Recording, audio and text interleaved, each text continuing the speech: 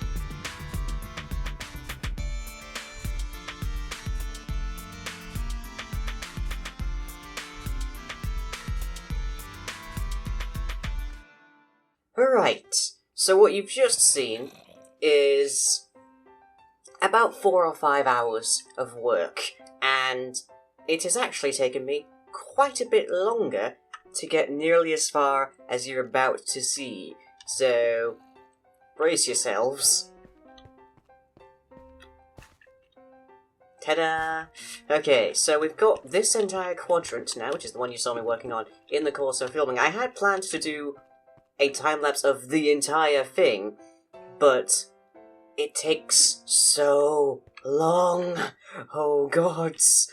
And I've had to do, like, just a chest up here that's just full of sand, or it was full of sand. I have since graduated from doing the strip system that I was doing in the time-lapse to doing more of a cube, I guess, a chunk, a block segment kind of process. So everything's just now in much more smaller, tightly bound boxes. Whoop, not getting me that time again. And basically, the rough estimate I've got is it's about 3-4 blocks wide is what you want to go for your sponge technique. But I have like 29 sponges and I'm being very, very protective of them. But yeah, we have thus far gotten just over a quarter of this thing unearthed. I'd say unearthed, it's more unwatered, isn't it? Dehydrated? I don't know. But still more to go. One great advantage, though, is that nothing spawns here except guardians, and guardians need water. So, don't actually have to put any lighting down there, which is nice. I like that feature. But I have spent so long doing this, and I've still got a lot more to go. And I think I'll start on maybe this one, or possibly that one, I'm not sure. But, my main trick to doing this is just these smart pistons. Let's see if I can show this thing off without getting horribly murdered. Nope. Yeah, okay. So these smart pistons are very simple. They're just a redstone signal going into a block, on the other side of which is some dust, and then there's a piston. Now, you don't have to do it this way. You can, for example, just have a torch underneath or something, but the way that I'm feeding the sand in here, that wouldn't work. It would just break all of the sand pretty much immediately. And yeah, you might have seen me falling off into the water a lot in the course of that time-lapse, and that's because I keep having to dodge these guys, who are by far my most hated and reviled enemy in this game now, by a substantial margin. Because these guys have aimbots, and the only way for me to actually, like, not get hit by them is to hide behind a wall. Or at least to hide my head behind a wall. Everything else is pretty much fine.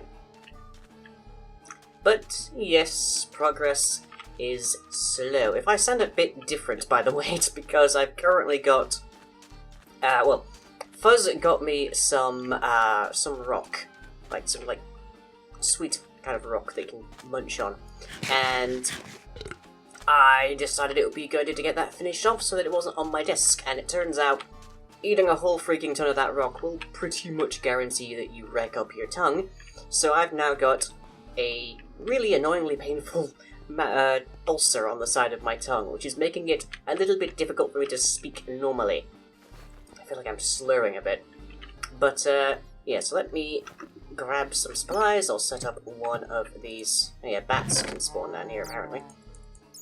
I'll set up one of these smart pistons. And let's see, we need some dirt. Whoop. There. And we'll see about getting started. I did upgrade from one smart piston to 2, eventually. Probably not fast enough, honestly. Okay, they're gonna make this hard, aren't they? These are seriously the most annoying things I have to deal with. Let's see, 1, 2, 3. So about here. It's gonna hurt. Ow. And the also annoying thing is that does knockback. So if they hit me while I'm up here, I will usually fall into the water. Or occasionally, now, I will just fall straight to my death, because that's more than 20 blocks. Well, that's more than 23 blocks, I should say. So it is insta-death. Whoop, nope. Bad. And a full set of iron armor doesn't do terribly too much, just reduces it to 1 heart. Which still adds up. So, consequently, yeah, I've been dying a lot in the course of this.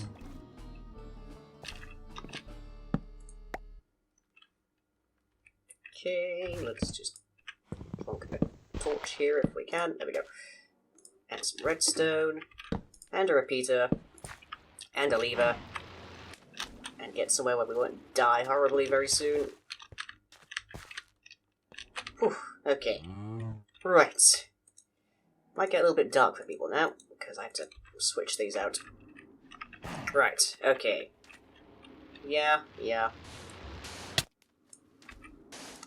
Just have to be very careful that they don't knock me off the side.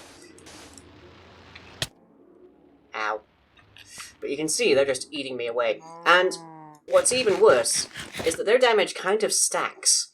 Like, generally speaking, there's a limit to how much damage you can take in a single, like, event.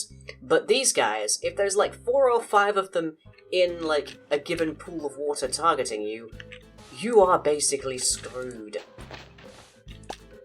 And I have died at, like, ludicrous speeds. More than once in the course of doing this. So, yay. Yeah.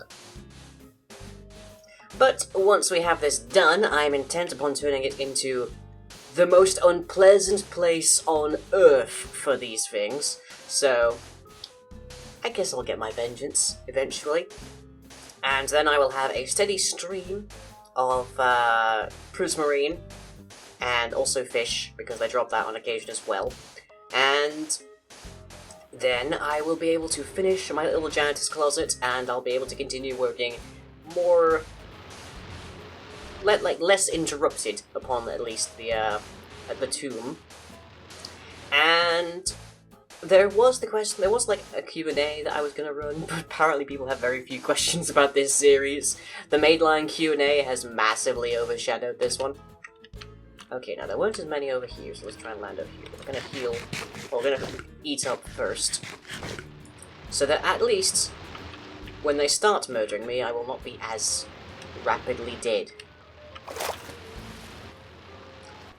But yeah, there's like basically 2, maybe 3 total ways to not get murdered horrifically by these things.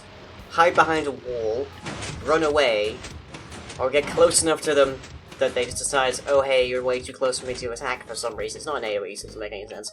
And try to swim away. But otherwise, they're just massive pains. And I've lost so much armor and so much sand just to them killing me. Because these things are so deep and so full of guardians, it's just ludicrous.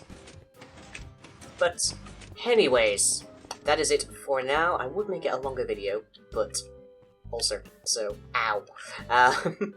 And I'm just going to keep chipping away at this between now and next episode, and hopefully I will have it finished by the time we get to the next episode. So with that in mind, I'll get you all next time.